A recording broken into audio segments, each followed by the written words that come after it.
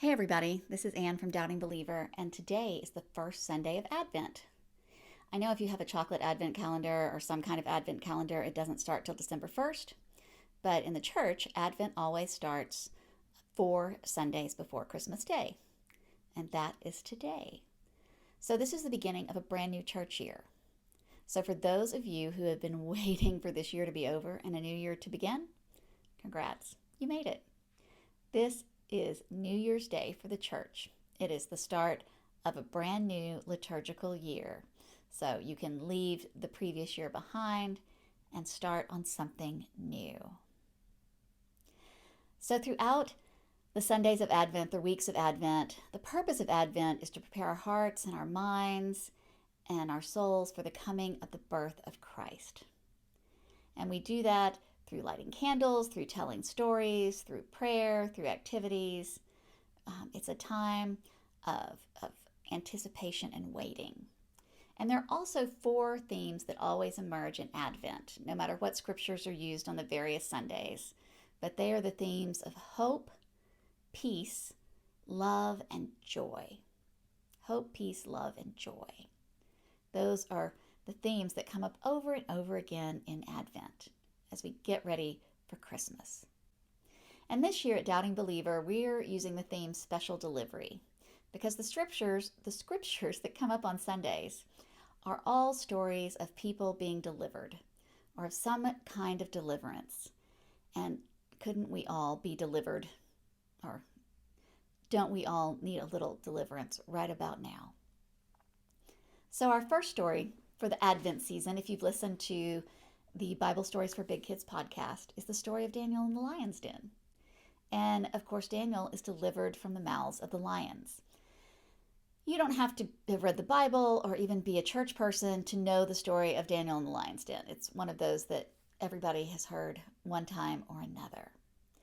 But the thing about Daniel is the danger wasn't really from the lions. I mean, it was. Lions are dangerous. And Daniel trusted in God to protect him from the lions. But Daniel was also really in danger from the people who plotted to have him thrown into the lion's den. After all, lions were just being lions. It was these people who were scheming, hoping to do away with Daniel by having him thrown in the lion's den. And in the end, Daniel prevailed not only against the lions, but against the people who were plotting against him. And he did this without uttering a harsh word, without hurling any insults, without throwing a punch, without tossing out ugly accusations. Daniel trusted in God, and it was through his courage to remain faithful to God, even in the face of danger, even in the face of conflict, that allowed Daniel to be delivered and to be rescued.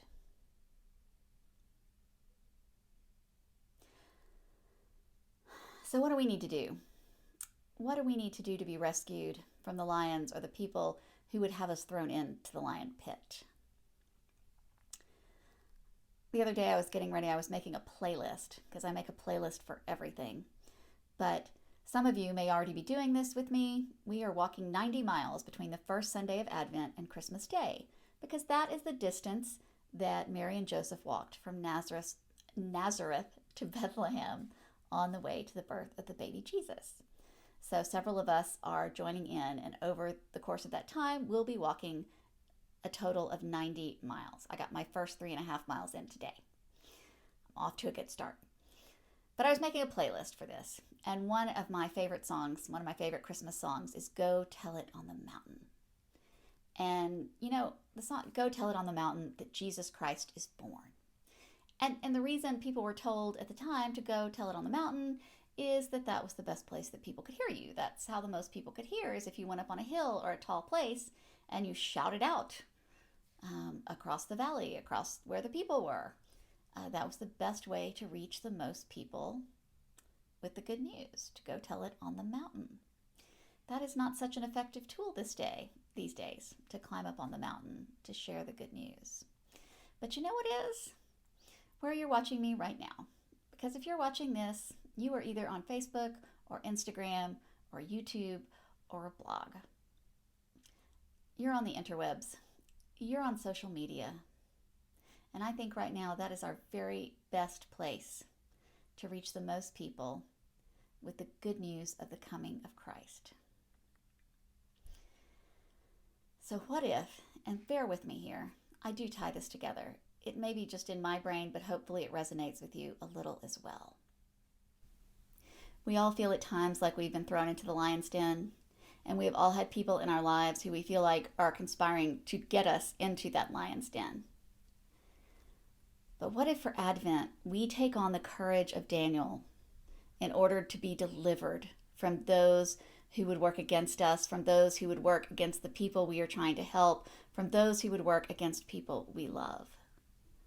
What if we double down on our own faithfulness during this time?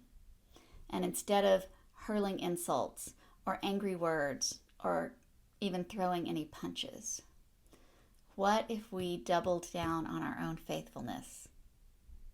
What if we remained faithful and even worked to become even more so? And what if we use this time in Advent to use these spaces and places online instead of arguing or hurling insults or trying to prove that we are right and someone else is wrong? What if we use the space to go and tell it on the mountain that Jesus Christ is born? Now, I know that is not a comfortable thing for most of you to do. I'm Presbyterian. We don't do evangelism. We really suck at it, and it may be something uncomfortable for you to do too. But it's Advent. And remember what I said about Advent? Our 4 themes of Advent are hope and love and peace and joy. So what if, during Advent, to double down on that faithfulness, to fight against those who would throw you to the lions, who would throw people you love to the lions, what if you used these spaces and places to spread hope and peace and love and joy? Only. Nothing else. Just for 4 weeks. Maybe longer, but just for 4 weeks. You can do anything for 4 weeks. Perhaps the gift of Advent is how God will deliver some of us from the lions that threaten to tear us apart, from the people who would have us thrown in the pit, from the anger and resentment and bitterness that can develop in our hearts and in our souls from continuously fighting against such people. So why not do the Daniel equivalent, the 2020 equivalent of Daniel standing in front of his window and praying for all the world to see? Use Advent and let your Instagram, your Facebook, your YouTube, your blog, your whatever, let that be your window to the world. And use it to spread messages of faith and hope and love and peace. I know this may sound cheesy, it may sound silly, it may sound inconsequential, but I guarantee you it's serious and it can be powerful. And so I urge you to do this. For the next 4 weeks, be Daniel. Stand at your cyberspace open window and show your faith in God to the world. Let them know. Go tell it on the mountain. I guarantee there are people out there who desperately need to hear it. And maybe we'll get delivered from a few lions ourselves. Hope you all have a blessed Advent, and I am looking forward to all the ways we can connect and grow and learn together.